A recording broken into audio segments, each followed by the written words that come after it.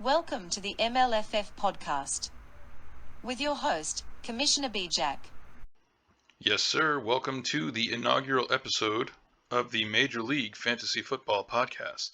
You may be confused. This is something I've wanted to do for a while. I wanted to start a podcast, but COVID happened, and I found out that I'm essential as fuck, so I got put on the back burner. Didn't quite have the time to do it, and I still don't, but I want to do it anyways. So my goal with this is to make the league more fun, keep people engaged as much as possible. Looking at you, Jake.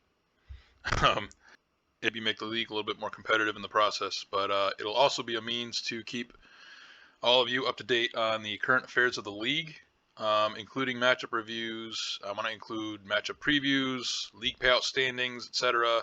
But most importantly, it's going to be a platform where I can roast all of you mercilessly. And if you don't like it, then you can go start your own fucking podcast.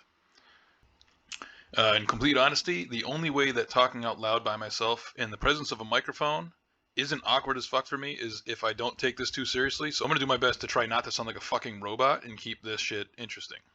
In the future, I'm going to try and keep these between 5 and 10 minutes long and on a weekly release schedule.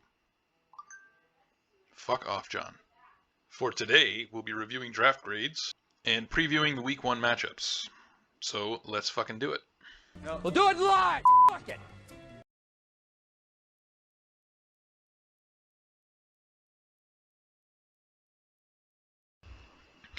I don't know how far away to sit from the microphone.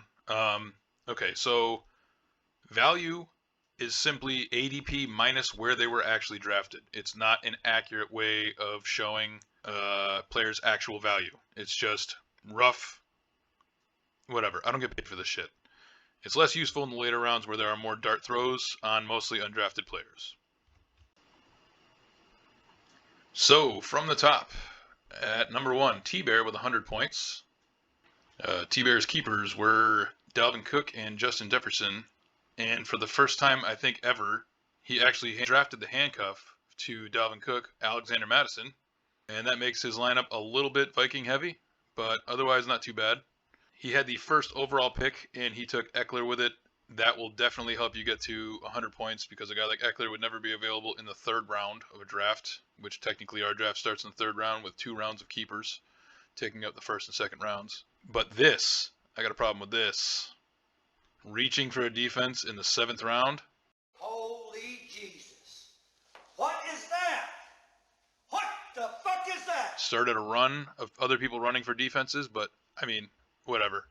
I would never do it, but you do you, Mr. 100 points, fucker.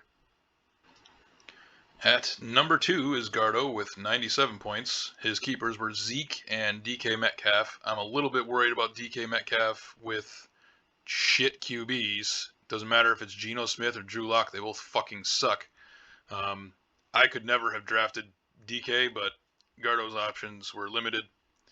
I'm honestly surprised he didn't finish the highest here, though, with 100 points over T-Bear, because he had 2 second-round picks, 3 third-round picks, and 2 fourth-round picks. His draft was completely done with in the 9th round. I think that might be a record, but still, this is just proof that these fucking rankings by Fantasy Pros are shit and based only on basically what draft picks you have in what round.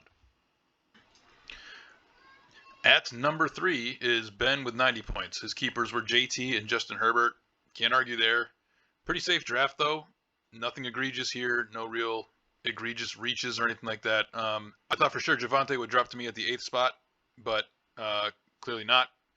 But I guess it's not too unexpected because Javonte is not lasting into the 3rd round in pretty much every other draft. So yeah, pretty much a safe draft. Safe is boring, Ben. Boring. Take some risk. Nah, I'm just kidding. Your team's good.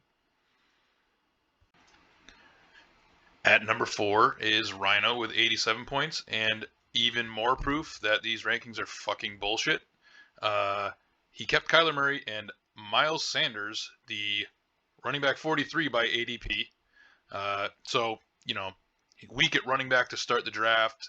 So naturally, you would see Rhino go wide receiver, wide receiver, wide receiver, wide receiver to start the fucking draft, making no sense at all. But still, somehow he's here with 87 fucking points. I don't get it. Whatever. Probably could have kept anybody else besides Miles Sanders. No, his team was actually trash. So, still is. But thanks to T-Bear, you got Rhino reaching for a defense in the 7th. What the fuck is that? You do you. Thanks, T-Bear. In 5th is me with 85 points. Further evidence that these rankings are fucking bullshit. I don't know how I'm not number 1. Whatever. Keepers were Najee and Poopy Cuck. Pro tip, don't draft a fucking defense. Here's what you do. You draft a guy with bullet holes in him. And actually, the pros outweigh the cons. He's lighter, more aerodynamic, and actually, the reason why you do pick him up is because you drop him down to your IR and pick up a defense off free agency. So you have an extra lottery ticket. At number 6 is John with 81 points. He kept CMC and Lamar, like he always does. He really undermined some good value picks like Allen Robinson with some fucking trash picks like Paris Campbell. What the fuck? Notable that it's weird to see Kamara on a roster that is not Spencer's. Number 7, Jose with 77 points. His keepers were DeAndre Swift and Debo. Solid start. But then drafted Darrell Williams, Zach Moss, and Kenny Golladay. Also Trevor Lawrence for no fucking reason. And again, thanks to T-Bear, Dallas Cowboys in the 7th. What the fuck is that? Number 8, Timmy with 76 points. His keepers were Mixon and Keenan Allen. Pretty good baseline. Drafted George Kittle. Have fun with that injury roller coaster. He reached a round or two for Cordarrelle Patterson, and if you tell me his fucking name is Cordero, I will fucking argue with you. But if he starts out this year like he did last year, it'll be a steal. Some good value in the Deontay Johnson and Chris Olave picks.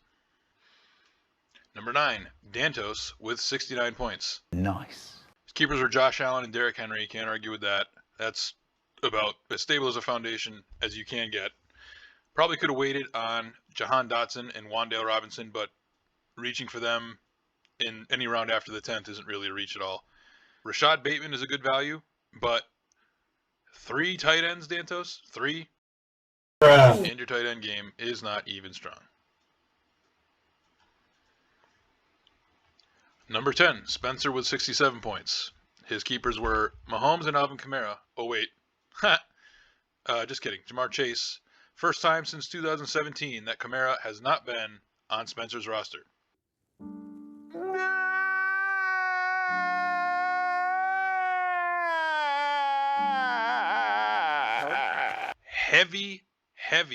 Heavy roster on fucking sophomores and rookies. Must have been a coupon or a sale or some shit. That seems like a lot of risk to me, but fuck it. Risk it for the biscuit or some shit. 6 players on bye on week 8, so maybe something to address, but by the time week 8 comes around, who knows what your roster is going to look like. At 11, Jake with 61 points. His keepers were Diggs and Chubb. He had some value with that Gainwell pick in the 11th, but AJ Green, mostly going undrafted, kind of undermined it. This definitely looks like the roster of somebody who plans on quitting after this year. Number 12, Cody with 61 points. Keepers were Kelsey and Adams, and where do I start? Okay, Drake London shows as a value, but I'm skeptical with Marcus Mariota throwing to him. He drafted Dearness Johnson for some reason, but some of this is not Cody's fault. Well, it is his fault. He traded away some picks last year. He had to go 2 rounds without a pick. Whatever, fuck him, he won the championship. 6 players on bye in week 14. Have fun with that rivalry week. Congratulations on the win, Gardo. But Cody, maybe time for a new team name. Ooh, that's spicy, but not really that spicy.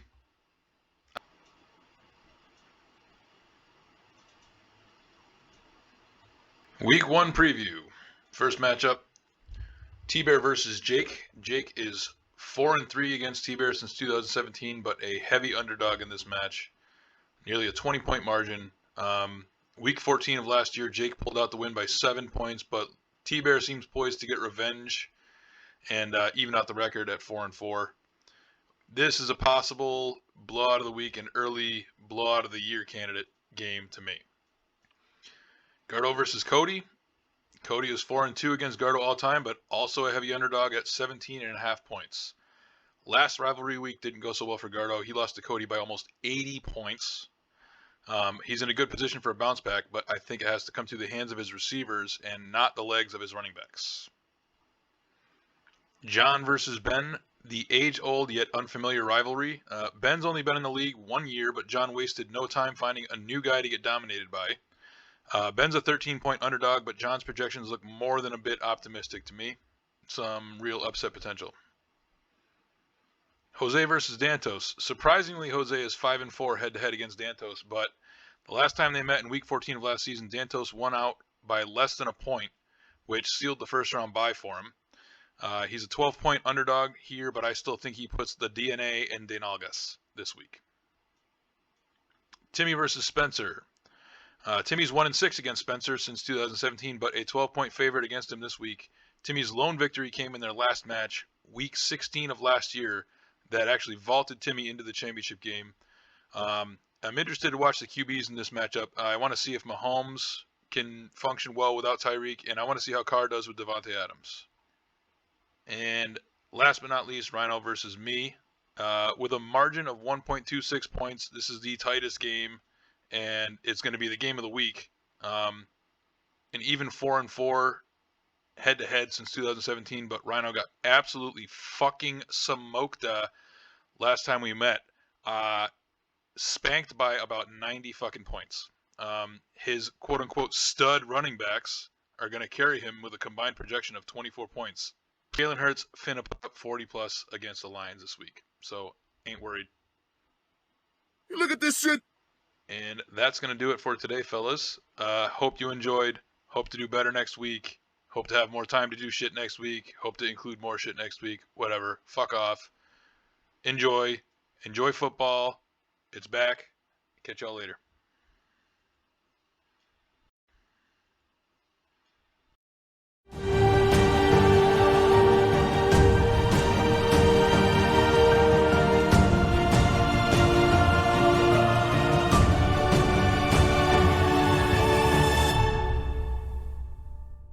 Do it live! I'll write it and we'll do it live! Thing sucks!